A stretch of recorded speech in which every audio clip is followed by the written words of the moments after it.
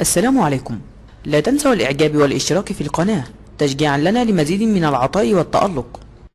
هناك بعض الأسماء التي يسمي بها الناس بناتهم تكون محرمة، فلا يجوز التسمية بها أبدا، وذلك لمعانيها المحرمة. هذه الأسماء قد انتشرت كثيرا، وخاصة في مجتمعنا العربي، فتجد الكثير من الناس يبحث عن أسماء غامضة لم يسمعها الناس من قبل. وهذه الأسماء المحرمة هي: أولا، ريناد، فهو اسم تسمى به البنات، وهو محرم لأن معناه امتلاء القلب بالذنوب وبالسواد والظلمة.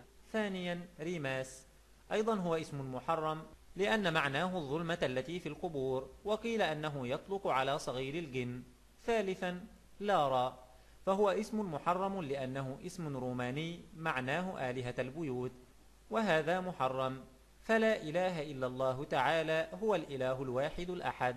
رابعا، راما، فهو اسم محرم لأنه اسم من أسماء الآلهة عند الهندوس، فعلينا عدم تسميته لأنه شرك بالله تعالى. خامسا، لمار، أيضا هو اسم محرم معناه أنثى الكلب، فكيف نسمي بناتنا بهذا الاسم القبيح ونطلق عليهم اسم يطلق على أنثى الكلب؟ سادسا، مايا، وهو اسم لأكثر مدينة في العالم مليئة بالتخلف والجهل، وهذه المدينة في أمريكا، فهو اسم قبيح. سابعا، يارا، أيضا هو اسم محرم لأنه قبيح، فهو يطلق على الأكل المحترق. ثامنا، وجد، فهو اسم قبيح لأنه اسم من أسماء الجن، ويطلق على حرقة القلب.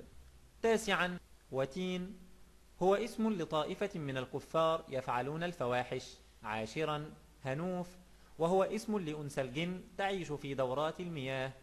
علينا الابتعاد عن كل هذه الأسماء، والتي منها المحرم ومنها القبيح، فلا نسمي به بناتنا، فإن النبي صلى الله عليه وسلم أمرنا باختيار أفضل الأسماء لأولادنا.